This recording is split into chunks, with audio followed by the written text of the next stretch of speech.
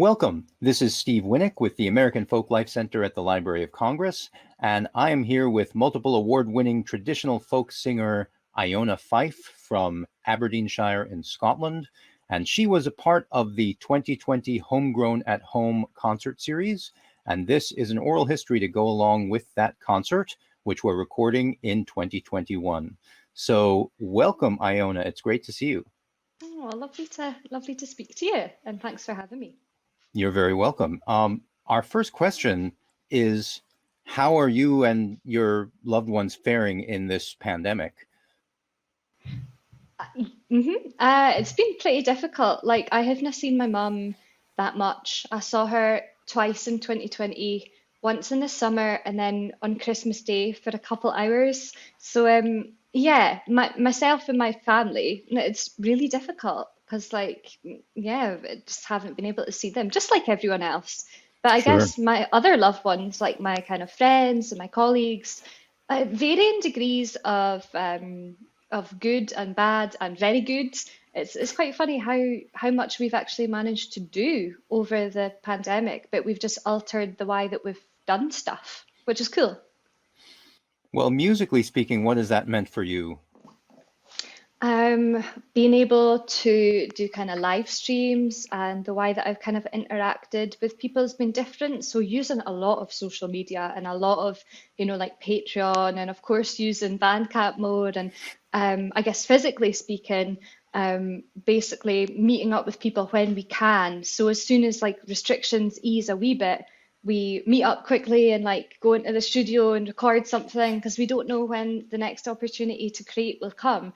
So it's meant that being creative and like arranging new ballads or new songs has been not forced, but just not as laid back and enjoyable perhaps as before because we've just been like focusing on okay, get it done because we don't know when we'll get the next chance. So yeah, creatively staggered if that makes any sense. I guess it does, yeah.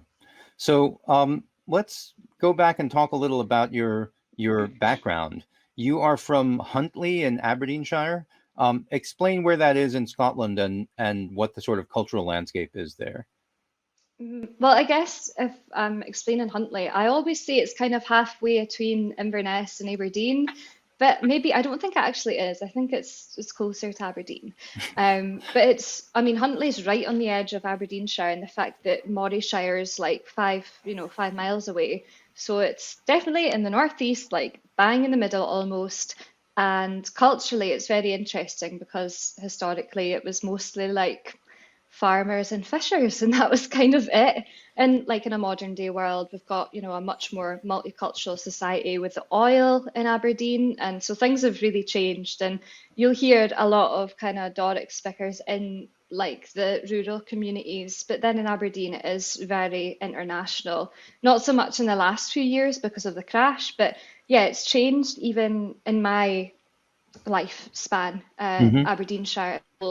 But kind of historically, the songs and the stories and the ballads, I mean, I guess so many of the ballads come from Aberdeenshire and have moved and went all over the world.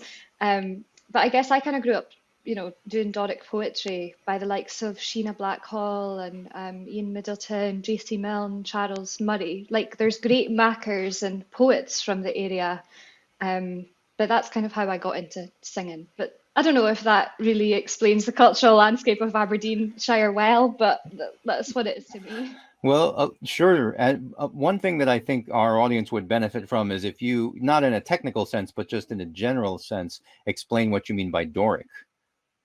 Yeah, so Doric is one of Scotland's bylead of the Scots language. So in Scotland, we have three national languages: Gaelic, which is the Celtic language, close to Irish Gaelic. We have English, and then we've got the Scots language, which is sister language to English. It's West Germanic, and I guess it has got similarities to kind of German, like Acht and Nicht, and Swedish, with like Barn and Kirk and Stew. So it's a really interesting language that's going through a wee bit of a renaissance right now. But for me, even though I'm from Aberdeenshire, and a lot of folk in Aberdeenshire, they think of Doric as like, oh, it's a language, but they don't realise that actually, kind of linguistically speaking, the Doric is just one bylead, or bylead is like regional dialect of the Scots lead. so lead is the word for language. Hmm. So that's what Doric is to me. And I think moving to Glasgow, we've got this phrase within like kind of language, people that are interested in language, Glasgadjacent, where like you mix your own home dialect with Glaswegian and after years and years of living. So I definitely come out with things that are more Glasgadjacent than pure Doric. So that's interesting. That is very interesting. Yeah, it's amazing how over the course of our lives, our own sort of dialect will change. Well, talk a little about the traditional song repertoire that exists in your home region. Mhm. I guess actually, if I'm here, I've actually got this here. Ah, wow. Yeah, with me.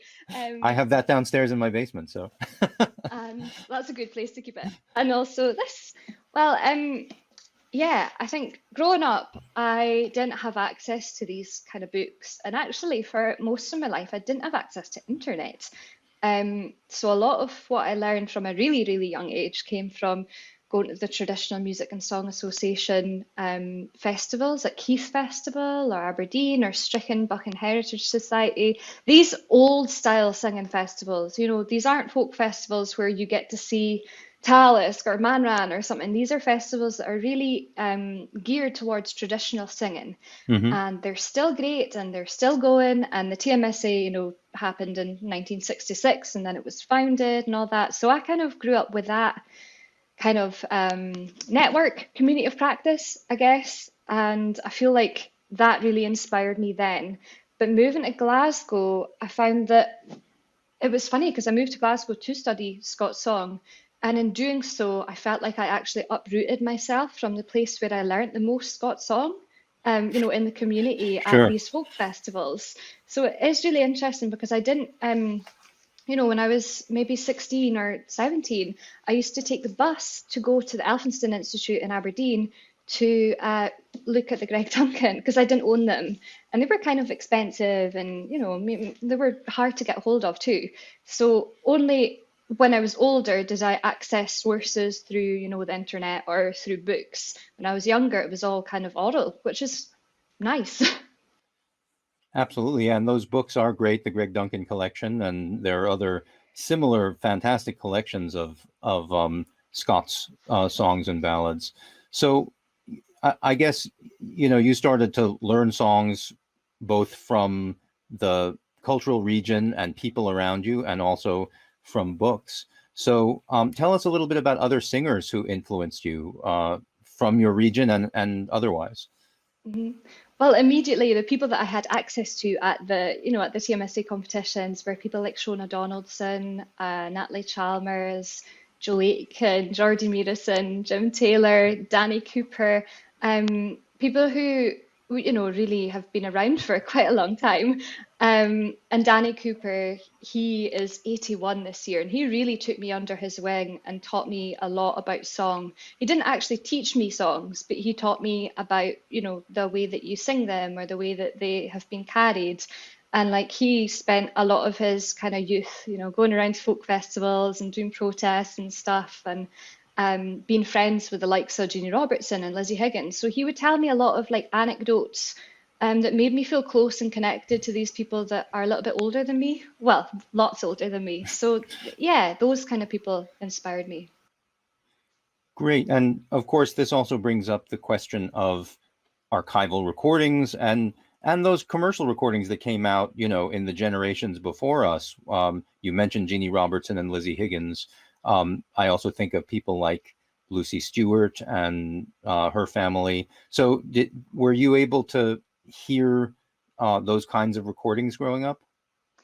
Not so much growing up, I don't think. Once we got internet, yes, but like not from a really young age at all. But maybe from like mid-teens. A lot of those recordings are on Spotify, to be honest, and of Hmm. course Tober and Dulcus and the Kiss to Riches and the Vaughan Williams and all that. But those types of singers, I think I would in university, I think I attached myself to them more because when I moved to Glasgow and I felt really cut off from the singing community that I had came from, and I find myself in this big city where I go to the pub and everyone's playing really fast tunes and there's not really a room for a song. And I felt really withdrawn. I connected back with myself through listening to a lot of these archive recordings, online on my laptop. Or at the uni, there was great recordings there, like cassettes or CDs. Hmm. But I think I also become more liberal because growing up at these ballad competitions, it was like sing it unaccompanied, sing it really raw. And I didn't have the experience of like working in a band or doing arrangements of these songs. So listening to bands like Ocean or Planxty or Old Blind Dogs, the Hmm. Bothy band, not just Scottish, but Irish too. That was fun in uni because I really found myself withdrawn from this new Glasgow scene because I was really not cool, but I worried that, I was quite steadfast on the no, that's just how I sing it, it's traditional, because that's how I had been brought up to do that. So I really wanted to connect more with the community of practice that was here, much younger, my age, much cooler, I guess. But I felt really uncool for quite a long time. Uh, well, it's funny. You've talked elsewhere about the importance of kind of landscape to your musical conception. Can you mention a little about that as well? Landscape, physical landscape. Yeah. Yeah. I mean, the thing is like growing up in Aberdeenshire, I used to really annoy my mum and dad, be like, oh, take me to Harlaw so that I can see the big monument of the battle, or take me to Auchindoun Castle so I can see the castle that was burnt down, or, going and visit the Millitish Mill and the little, being able to grow up in the Northeast and go and access these places that you see in the ballads is really cool. And a lot of people comment that when they're driving maybe up north for a gig and they're passing all these signs, they're going, oh, there's a song about this, there's a song about this. So yeah, the landscape and the physical, like geographical placing of Aberdeenshire, not in terms of anything else, but the actual songs and stories is really, really cool. So one of the things that struck me when I first heard about you as a singer was that your first and last names are both versions of Scottish place names. So that landscape connection is right there. Was that important in your family as well? Not really, no. I actually, I asked my mum and dad, what would you call me if I was a boy? And they were like, Donald, that's what we'd call you. So it's not as if they were thinking Harris, Lewis, Aaron. No, it was going to be That's funny. Donald. Um, but no, I don't really think my family doesn't have much connection to the tradition at all. The reason that I was brought to that first Keith festival is because my uncle played the accordion and he was performing, and then my cousin was playing fiddle, and my like other cousin was playing accordion as well. So that's my cousins. They're the musical ones, but my immediate kind of mum and dad are not musical. They don't really, yeah. I mean, they do speak really broad Doric, and my dad knows some Bothy ballads, but like they weren't, steadfast into it. You know how like some singers, their mum and dad were folk singers and all that. Well, mine weren't. Mine just, I think they didn't use the festivals as a babysitting service per se, but it became that because when I was 16, I would just leave and be like, okay, I'm away to the folk festival for a weekend. See you on Monday. It was like that. Great. Well, it was a great way to, immerse yourself in the culture, I suppose. Yeah, that sounds fun. Another thing that I noticed, of course, you mentioned Ossian, the great band from the Scottish folk revival, who had a record company called Iona. So you have a connection there as well. It's kind of interesting how these words will connect us to other aspects of folklore history. So talk about that process of going from being a traditional unaccompanied singer to doing arrangements. I mean, I know you have conservatory training, so maybe we should start there and talk about the fact that conservatory training for traditional folk musicians is something that's come about in a lot of European countries in the last 20 years or so. So how does that work for you as a student and now as a graduate? Yeah, it was really interesting because the entire first year that I was there, I just wanted to quit. I just wanted to go home. I was so homesick, and that's really natural for all university students. But I think when your identity is so tied up in the region that you're from, I really felt homesick. And I didn't fit in at first, and I asked questions, and I was that annoying student that was always prodding and being like, "Well, this is what I know," at first I was really skeptical of it myself. And I was kind of thinking maybe I made the wrong choice. Maybe I should have done history or ethnology or something else, and maybe not performance. But I think once I managed to um, change my way of thinking and embrace it, it was better. Now, this idea of like going to study Scots song or folk song at a conservatoire felt awkward to me. It didn't feel really natural, and it was annoying because when I discussed this with other like older singers, they would laugh and they would be like, haha, you're going to the abattoir. And they were kind of mean about it. I'm not going to say names, not going to dob anyone in, but yeah, that generation was quite mean. And if I met other singers from that generation and I said, oh yeah, I'm studying at the conservatoire, felt like I had to be like, oh, but I promise I'm not like that. I do care about the tradition. It felt like a lot of the kids at that RCS got a bad rep for maybe being too innovative and not grounded in tradition enough. And I don't think that was fair or right, because a lot of my friends were really grounded in tradition, but they were, pushing the envelope in different ways. And I think I ended up doing that a little bit later on than everyone else. But it was really awkward at first to, go from learning it in the kind of field, learning it at folk festivals or ballad competitions or sing-arounds, and then going into a one-on-one lesson and like learning a folk song from a teacher. And I had in my first year Rod Patterson, Hmm. who he's really great at ballads, but he's more of a Burns man. He was more like of a Robert Burnsy type dude. And I wasn't because at the TMSA and all that, you weren't Right. allowed to sing Burns Right. songs because they weren't traddy enough, or they weren't, yeah, they weren't, I don't know, I guess they weren't ballads to begin with. But yeah, Burns was always kind of like off limits. So yeah, getting paired with Rod, it was amazing.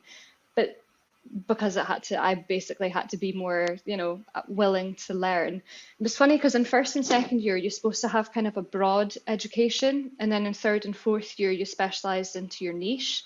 And I went there in first year being like, no, I know my niche. I know what I'm going to do. And they kind of didn't let me. So I had to do so many things that I probably wouldn't have done. Like I did a song called Farewell to Yell, and it was a Shetland song in a Shetland dialect, and I learnt the dialect. I kind of listened to, there was like actor recordings of different dialects, and I sat and Sure. listened to them, like das and dares and do's and all that. It was cool.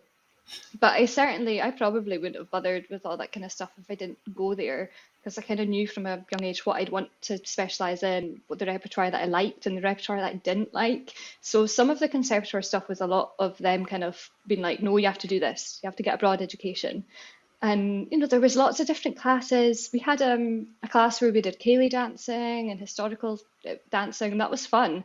But I think when I first went, it changed. So I didn't apply for the course that I did. I applied for a BA Scottish music, and then by the time I went, it turned into a BMUS traditional music. Hmm.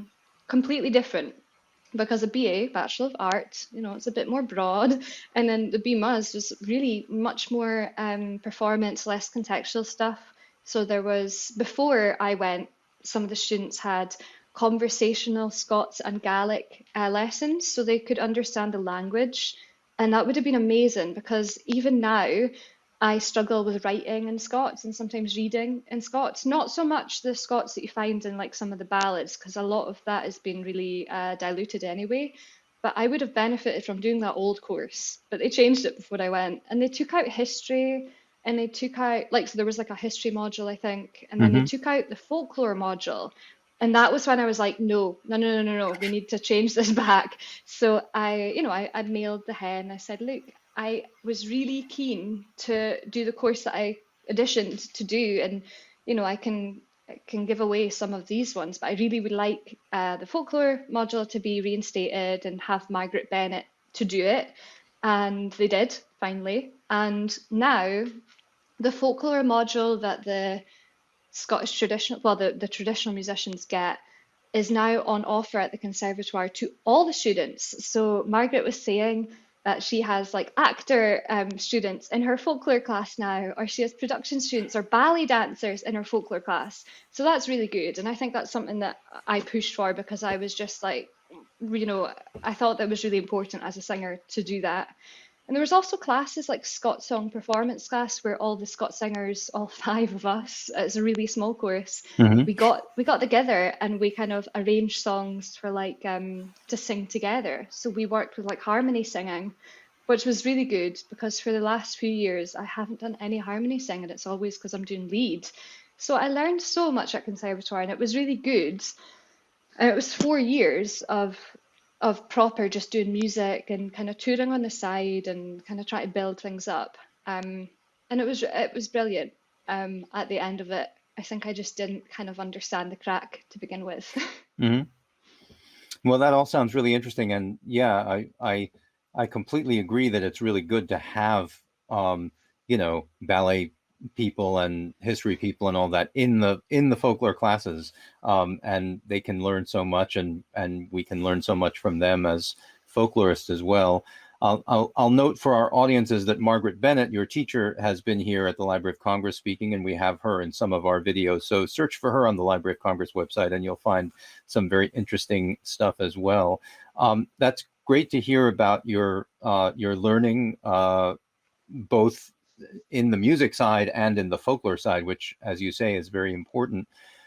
You've talked a little bit in this interview already about the sort of, or you've alluded to anyway, the difference between, say, Robert Burns songs and ballads. So, how in your community do people distinguish between like the older traditional ballads, the Bothy ballads, the different kinds of songs that there are in tradition? I guess in like the old style singing communities, it's like kind of what's acceptable in the Bothy Ballad competition. What is a Bothy Ballad? What makes it different? What makes it different from a corn kister? Is it a Bothy Ballad that people sung at the time of the farming or in retrospect looking back? I mean, I must admit, like I'm not much of a Bothy Ballad singer myself. I went to more of the murdery ballads, the kind of the big T traditional ballads. Yeah, But yeah, I think a lot of that structure came from what is acceptable in competitive ballad singing. And it's a shame because a lot of the time when I was growing up, I was just looking for what was acceptable in traditional ballad competitions. Whereas at uni, I had to like look at everything, look at the spectrum. And I guess in this contemporary kind of world of recording stuff, I think I care less about, sticking to these, conforming to the stuff. I really like, Violet Jacob poems that were subsequently put to melody. So, like, yeah, definitely, I wouldn't have done that years and years ago because that I wouldn't have gotten to sing that at a ballad competition. I would have been disqualified. Or Adam McNaughton songs or Matt McGinn songs, right. funny, really important elements of the Scots song tradition. But they're not as ancient as the ballads. They're not from 200 years ago. They're songs that were written, in the revival or, poems from 1915 and then put to melody. And I think it's so much better for me to be able to branch out and use all of these great sources as opposed to just the 305 child ballads. Sure. Well, so where do you find material, both the ballady material and the other material that you're doing these days? Well, these exact days on the internet. Right. um, yeah, I think these exact days, yes, a lot of it on the internet, a lot of, looking into sources and stuff. Or, you know what? There's so much stuff just on social media that if you hear like another singer singing it, you're like, that's a great song. Maybe I can do an arrangement of it. And then you'll go and research it with all the books and all that kind of stuff. So, like, the inspiration comes from everywhere on Twitter, on Instagram, on whatever. It doesn't need to be kind of like nose in the books, nose in Tober and Dulcus. Like it can come from everywhere, and I guess Spotify has great mixes and like, it's pretty smart with artificial intelligence. They know what I like. So Hmm. places like that. So I'll initially hear it and then I'm like, okay, I'll have to go and research that. And then I'll do my normal channels of looking up all of the places online or, I think I've actually maybe changed the way I work from books and CDs more to everything on the laptop now because when I was studying, I was on tour like loads and loads. So, my dissertation was done in hotel rooms where I couldn't really carry like all these books with me abroad. So, I downloaded the whole Child Ballad and Bronson on my laptop. So I think a lot of the work I do now is just kind of digital, as opposed to books. It's the same books, it is the same Right. books. But yeah, I think if you said like 200 years ago, you'll learn folk songs from your laptop in a hotel room in Germany, people would say, oh, you're mad.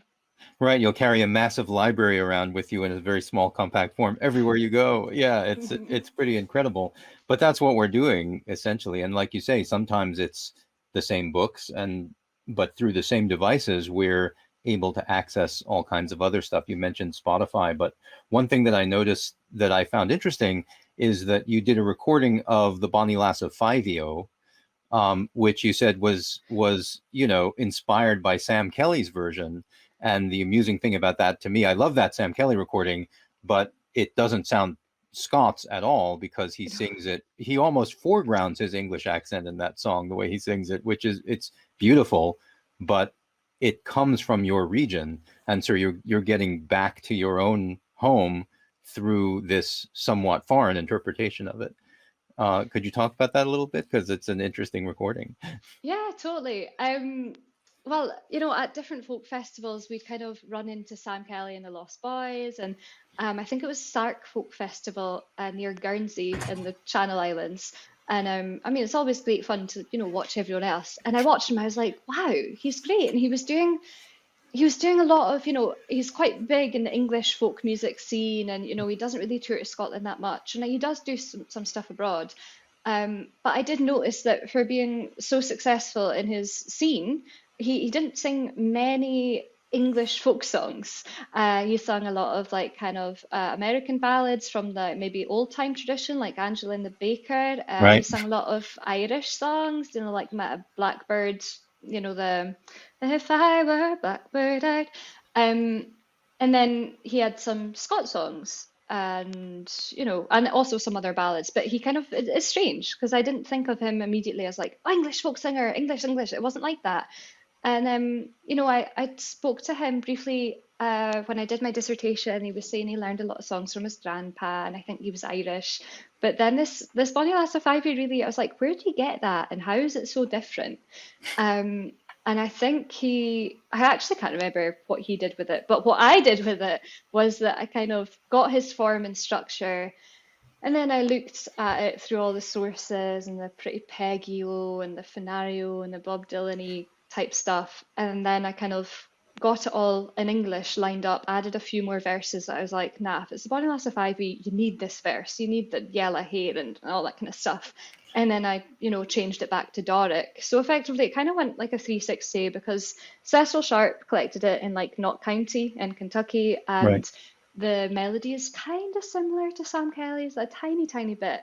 But then, of course, Bob Dylan's first album, it's on there, but a complete different melody. But then I found a recording of Bob Dylan singing it in the 80s, and it's the Sam Kelly melody. So I was like, oh, this is interesting, but really rocky. But like, I could sing my version over Bob Dylan's instrumental break, and I was like, okay, this is the same thing.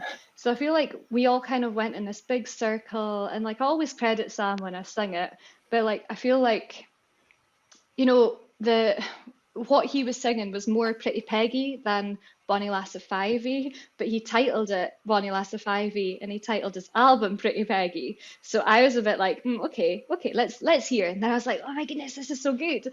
But I kind of wanted to pinch it back because I was like, I love what he's done. It's really contemporary. It gives it a new, lease of life. But let's do this like in dialects.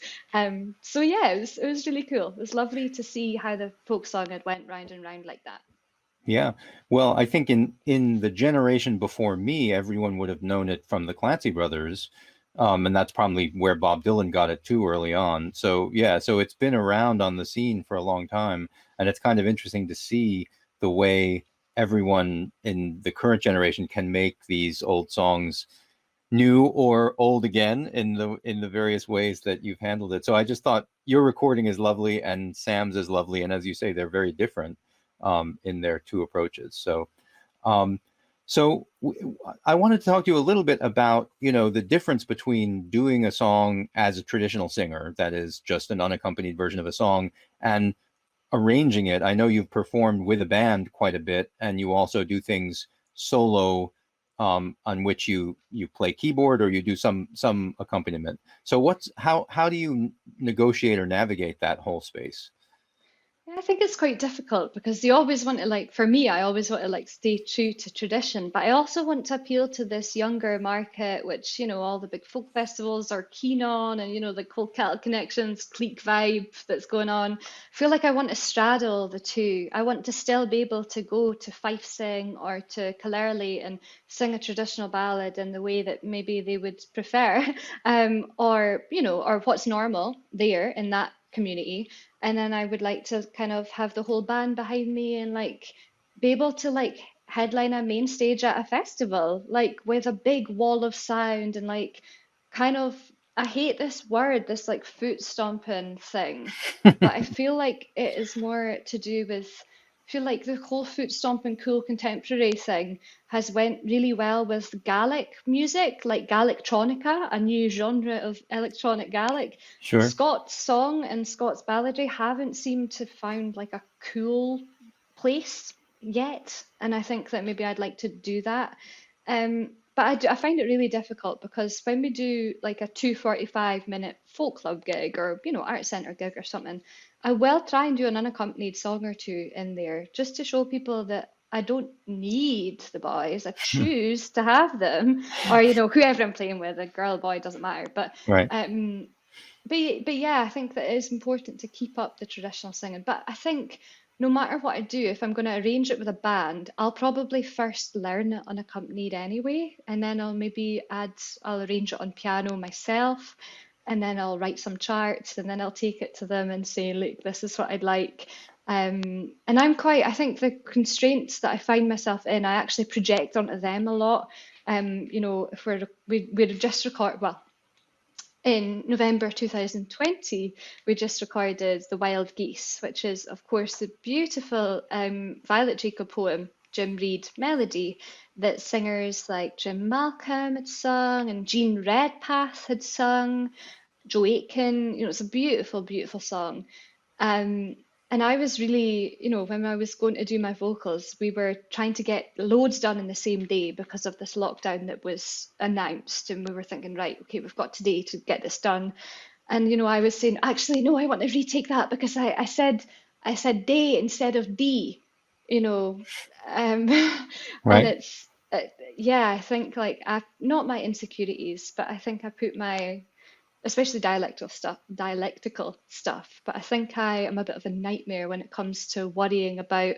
It's not about perfectionism. It's just about like being true to what dialect I want to put forward, or the actual song or poem.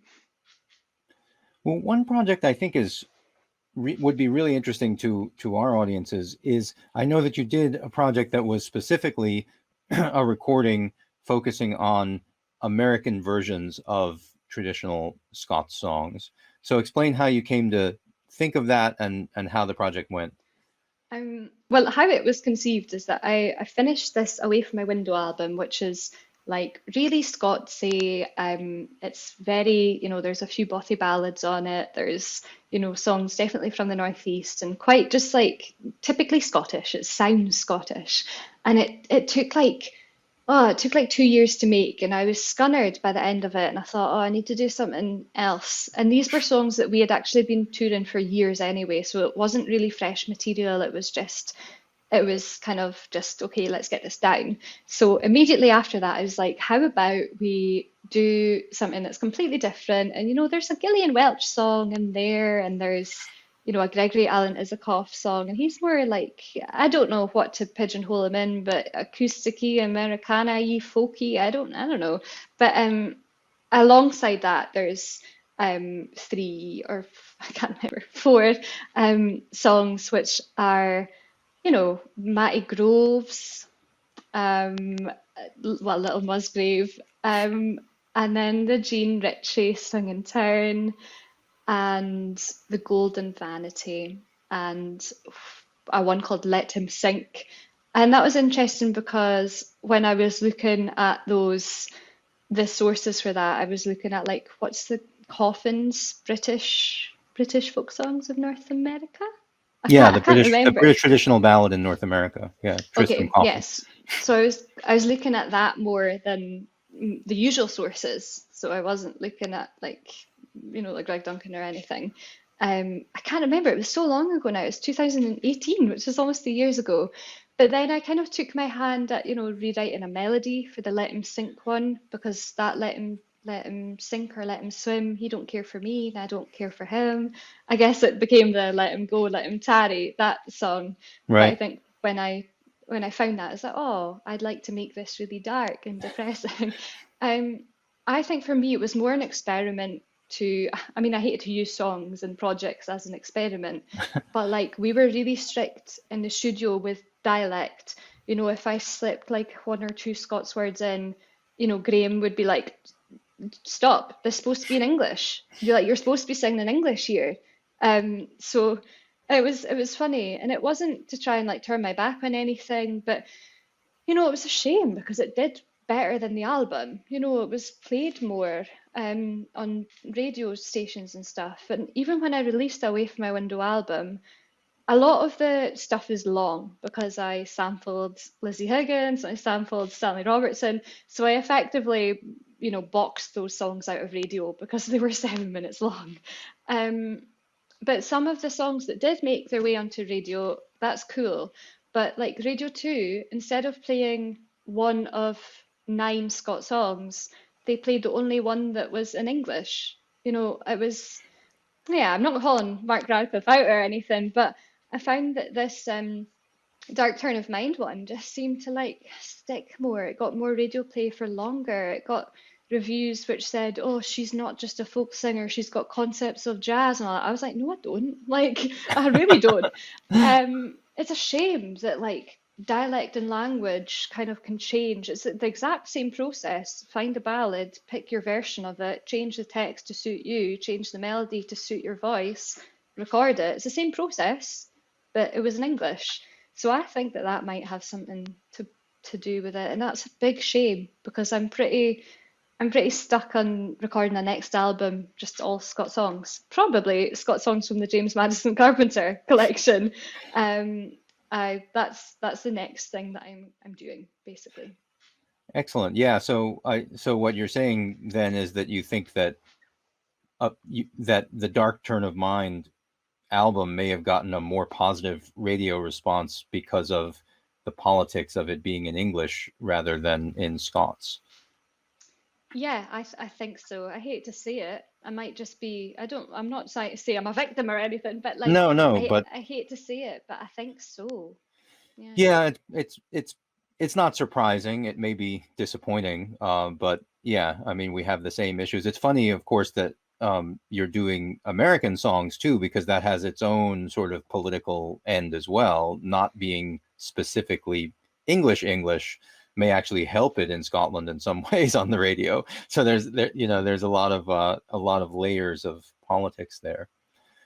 Well, I definitely don't want to steer you away from talking about the James Madison Carpenter collection, because that is one of our signature collections here at the American Folklife Center, and it's something that you've worked with quite a bit. So if you could begin by telling us a little about the White Fisher, and then I'll ask you about your upcoming project of Carpenter songs. Yeah, I mean the White Fisher, the White Fishers, I like heard Ian Russell singing it at, actually ballad competitions. I don't think I heard him sing it in too many colloquial kind of settings. Maybe once at Killarley Traditional Singing Festival, he did it, and then he also did it in a few ballad competitions. I was always like, wow, like sometimes when someone does a ballad and you're like, okay, we're at the end, okay, but this I was like transfixed the whole time, and I was just, I mean, it is a long one, but it's worthwhile. Mm-hmm. And I hadn't heard anyone else singing that ever. And I think that was really special because I felt like I was witnessing something for the first time. And that, yeah, it really stuck with me. I did some research on it, found nothing really. And the melody stuck with me. I thought it was really gorgeous and haunting. I think recording it was really cool. To be honest, if you asked me to sing it now, I probably wouldn't be able to remember much of it. We won't It's put you funny on how the spot. it's funny how some some songs stick and some songs don't. Like in your head, it's nothing to do with how great the song is. It's just, maybe the way that you've learnt it, what you've learnt it for, why you've learnt it, where you sung it, I think that sometimes that plays into it as well. But yeah, it's one of those cool songs. Yeah, and I'll just mention that you mentioned Ian Russell. So actually, why don't you talk a little bit about how you came to know Ian and what to what extent you've worked with him over the years? Really, it just felt like within that community of kind of singing. He was always very supportive of the TMSA staff and at all the ballad and bossy ballad competitions because he competed himself and he is really great. And the funny thing is, it was my first ever experience of listening to someone with an English accent singing some of these songs. And he does them so, so well. And people like Ewan MacColl, when he did his Bossy Ballad album, if you just never heard of Ewan MacColl before and you turn that album on, you would be convinced that he was from the northeast of Scotland. But of course he wasn't. Um, but yeah, it was funny because it was my first time hearing someone who was English, someone with an English accent singing these songs, which are deep rooted in tradition, but also deep rooted in a particular dialect of Doric. But nevertheless, like he's great, and I've never like worked with him, I guess professionally, but like he was kind of just someone who was always there. And when I was growing up, I didn't kind of realize or understand how important the work that he was doing was, because by this time he was already kind of semi-retired, I think. Right. So, I wasn't quite aware. I guess I am now, but yeah, he's just wonderful and just a fountain of knowledge. And I remember when I was like in my teens, he'd always email me being like, "You should learn this song." It was things like When I Was No But Sweet 16 and just great, resources and yeah, totally. Just, wherever I went, he was there. And, that kind of group of singers, like Geordie and Joe and Jim and all that kind of people, they're just all there. No matter where you are, they're there. So yeah, Ian's like that, I think. Great. And we should mention that Ian this year uh, MBE? was made an MBE in the Queen's Honors List, which is very nice. And he's an emeritus professor at the Elphinstone Institute at the University of Aberdeen.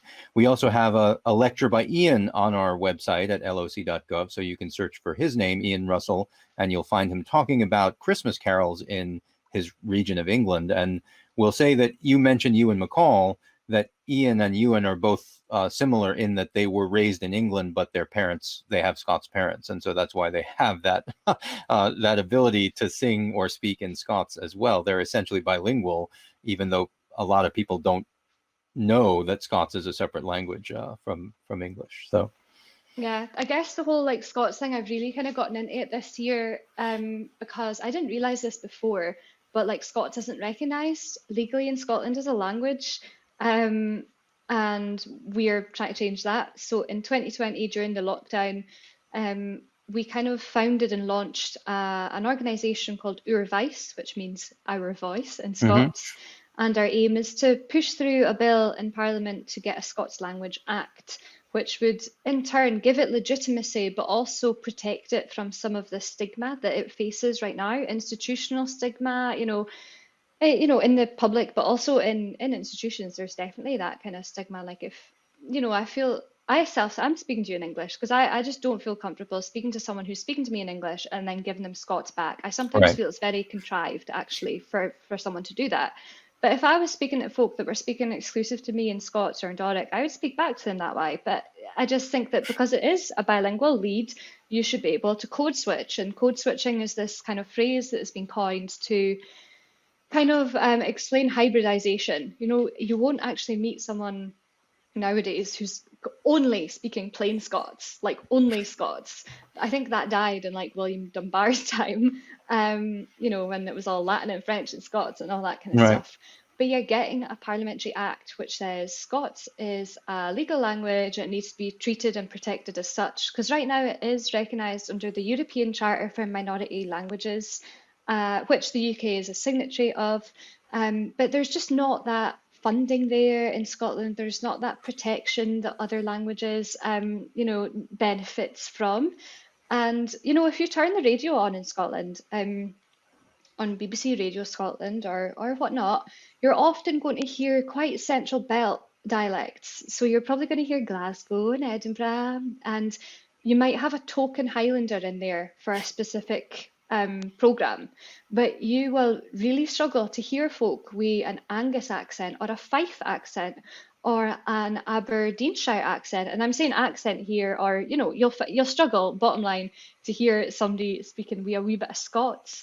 There is a there is a radio show called Off the Ball, and they are speaking Scots in that, but it's about football, and it's not a very serious show. It's it sometimes feels that Scots as a language is acceptable in art forms like singing or poetry, but it's not acceptable elsewhere. But hundreds of years ago, it was the language of court and Hmm. parliament, and I can't get over, that 30% of the population in Scotland, 1.5 million people can speak it, yet those 1.5 million people are not catered for in terms of, broadcasting, media.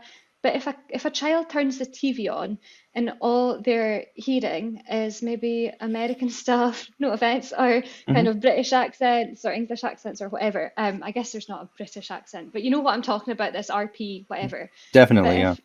if a child turns on the TV and they can like see and hear people speaking in their own dialect or their own language, then it's an identity thing that makes them feel comfortable about speaking that way. Because if I grew up and I could turn the TV on or turn the radio on and hear people that sounded like my mom and dad or me, then I probably wouldn't have self-censored my dialect and neutralized as much as I have, because I am so neutral spoken. Like, I had years of musical theatre and classical singing stuff, and not dialect coaching, but speech and language therapy as well, because I had surgery on my tonsils. But yeah, I feel like I wouldn't have censored myself that way.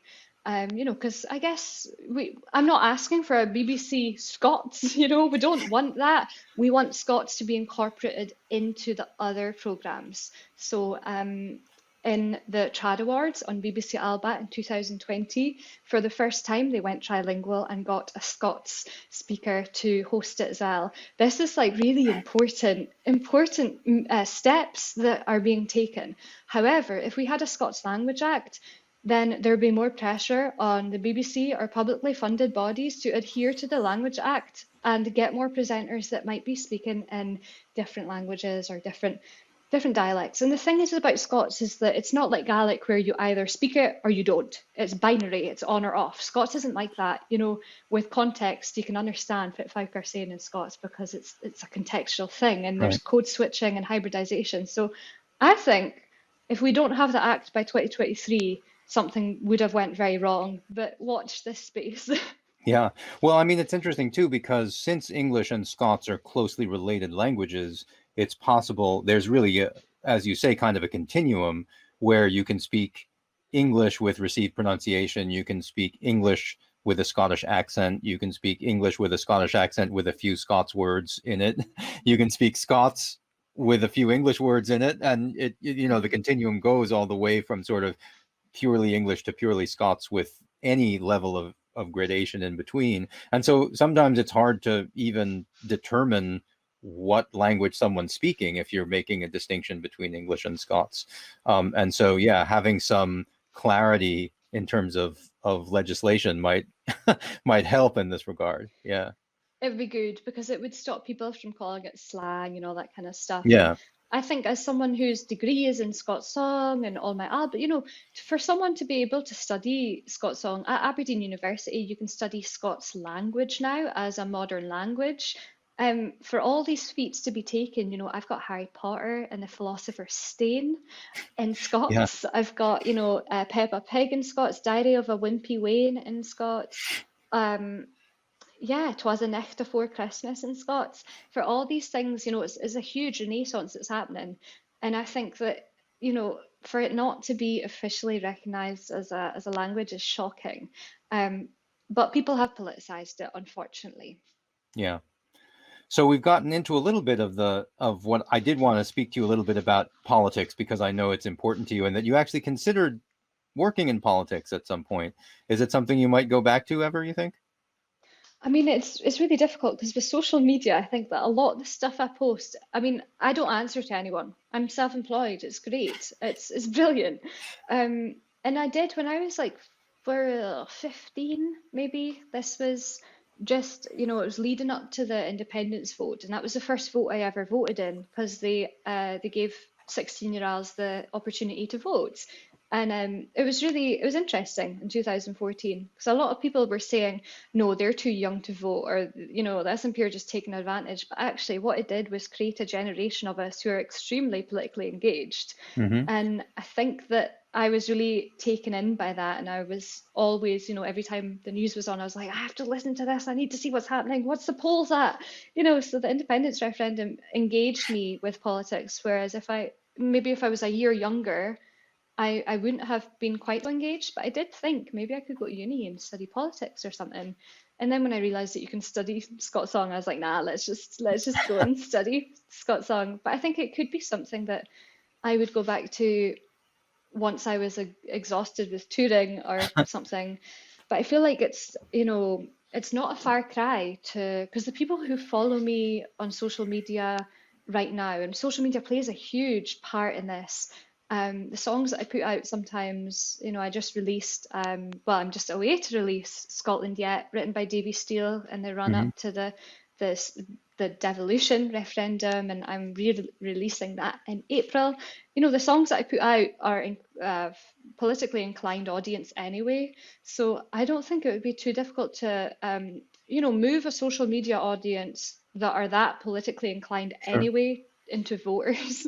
If you get what I mean, most of the people that follow me are probably not going, we don't, yeah, it's interesting. It's an It's really interesting thought. cool. Yeah. Well, so you mentioned being exhausted with touring, and we're talking a little bit about politics, and it brings up something that looking at your touring history, you've done so much touring within the EU, and one of the political issues that is sort of connected uh, to the Scots referendum, but separate, is Brexit. So how do you see that affecting your musical future or your touring future? Wow. Well, I guess we're in February right now, and I just today I did an interview on BBC Radio Scotland about Brexit and about the issue about not having a musician's passport, and I just finished a an article for the National just now Great. about this. Um, yeah, not being able to tour in Europe is a horrendous prospect because it's not as so simple as getting a visa and you're done. Each member state wants different visas and different work permits. There's different rules. So there are some member states like Spain who you definitely need a visa, you definitely need a work permit.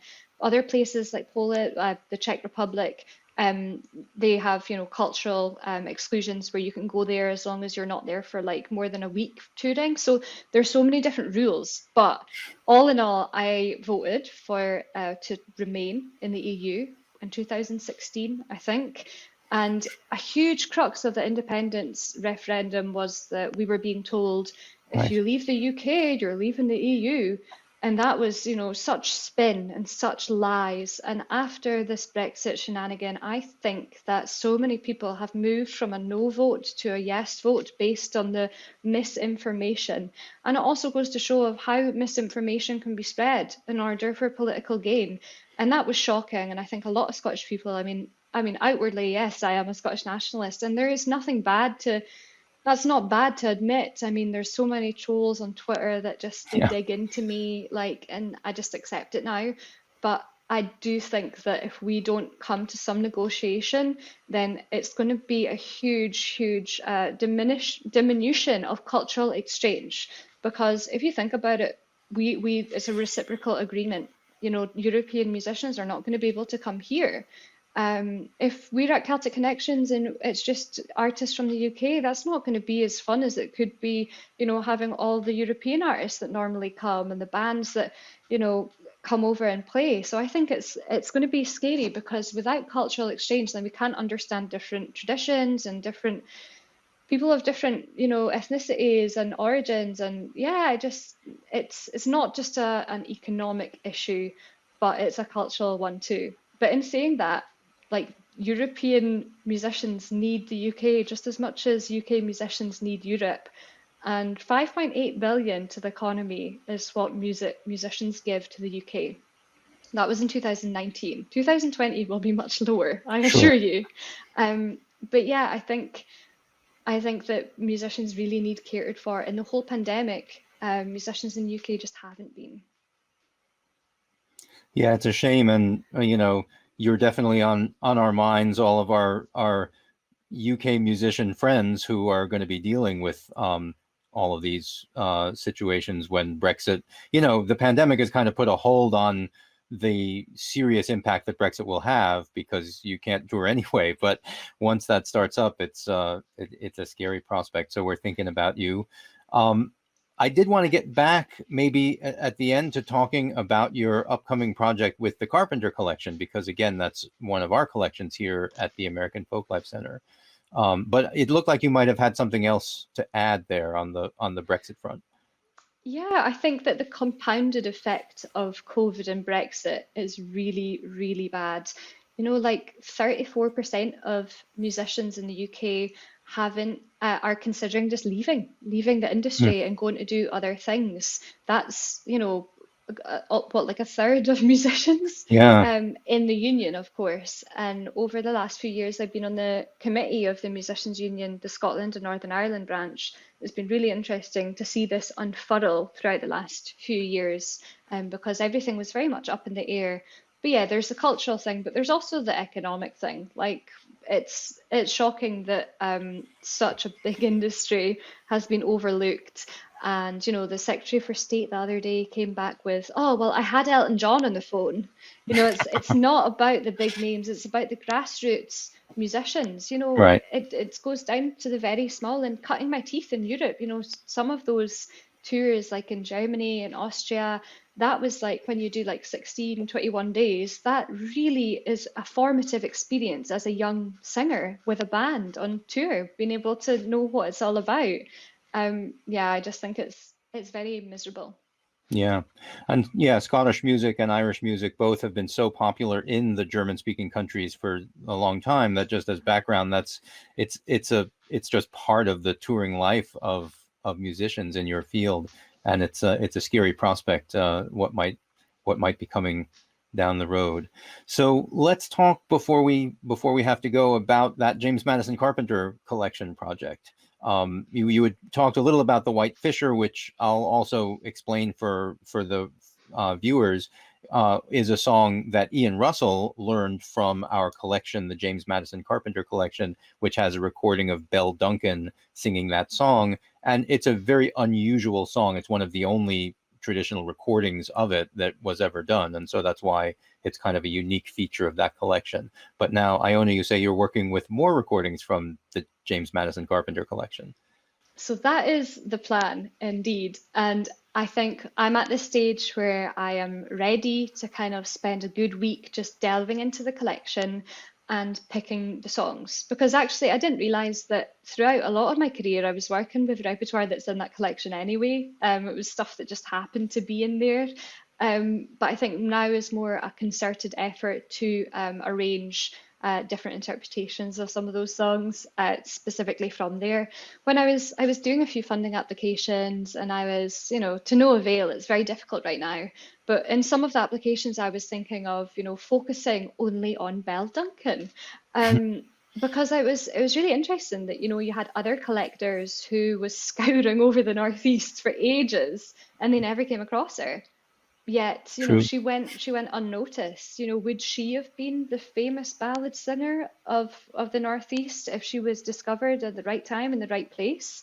Would Jeannie be knocked off her perch? Like these questions is like, how can someone be so overlooked by other people? Not intentionally, but it just so happened.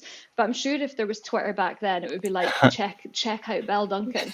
All right. Um, but yeah, I was thinking of kind of making an album of songs that she sung and kind of paying homage to her, but then I wasn't wanting to constrain myself more. So I think I'll have a week of just finding the songs, interpreting them, and then a week of arranging them with a band. I am more it's a shame because I'd love to just make an album of like 10 to 12 really great ballads and super long and don't cut any verses out.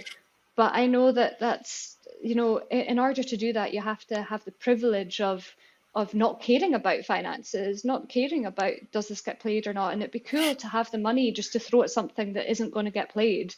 But unfortunately, I have to be more smart about picking the verses and picking what's gonna, will that verse add that much to this song? And it's not being disrespectful, I don't think. I think it's like trying to teeter business and creativeness.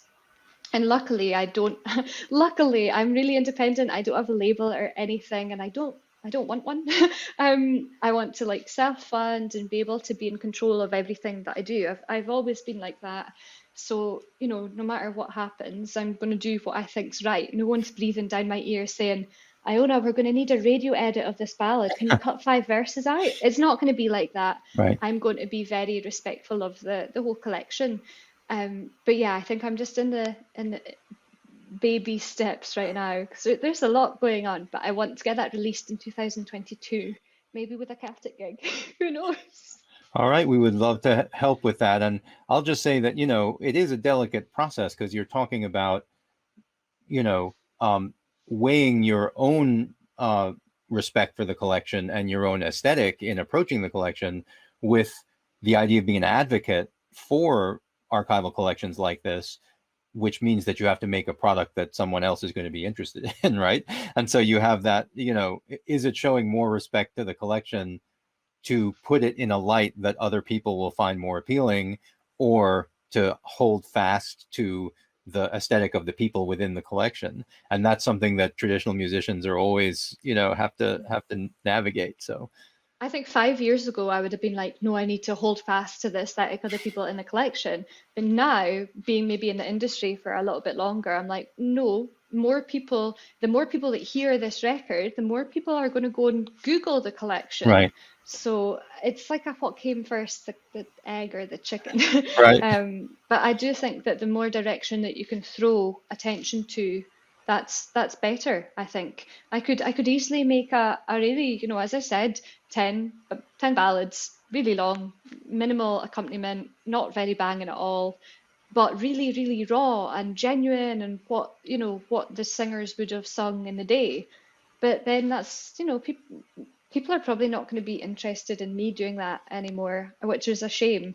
But I don't know. I don't want to sound horrible, but I want to make a really cool banging album that people are Right. going to go, "Where's that song from? Oh, it's from the James Madison Carpenter collection." You know, uh, Yeah. Well, another sort of technical thing about the way that Carpenter had to collect, because he was trying to conserve cylinder space, so he often just recorded 1 or 2 verses on the cylinder, and then he would write down the rest of the words by taking dictation from people. And that often produced ballads that were longer than the people actually would have sung them anyway, because they had more time to think about, oh yeah, there's this other verse. And the team that's working on putting together a critical edition of the book can see where verses got added in, 2 weeks later when the person remembered something else. So it's the version that's sort of the final polished version in the Carpenter collection sometimes isn't even the aesthetic of the community so much as Carpenter's aesthetic in trying to create the fullest versions possible too. So there's that. that's really interesting. Yeah. So, well, and I should say again for our viewers, and this is how Iona is going to be able to access this collection. It is online at the Vaughan Williams Memorial Library, which is part of the English Folk Dance and Song Society, and that's vwml.org. And you can access the entire Carpenter collection, including all the manuscripts and cylinder recordings there. So, Iona is going to have some great listening and reading ahead of her when she delves into this collection for a week. And if you want help with that, do contact us, because we have people at the American Folklife Center who know that collection pretty much as well as anyone. Of course, there's folks in the UK too, so you can get in touch with folks on either side of the pond. Thank you so much. Oh. So, Iona, thanks so much for doing this interview and for doing the concert. We really enjoyed your performance, and now it's really great to have you here to tell us a little bit about it. So, once again, thanks so much for being with us, Iona Fyfe.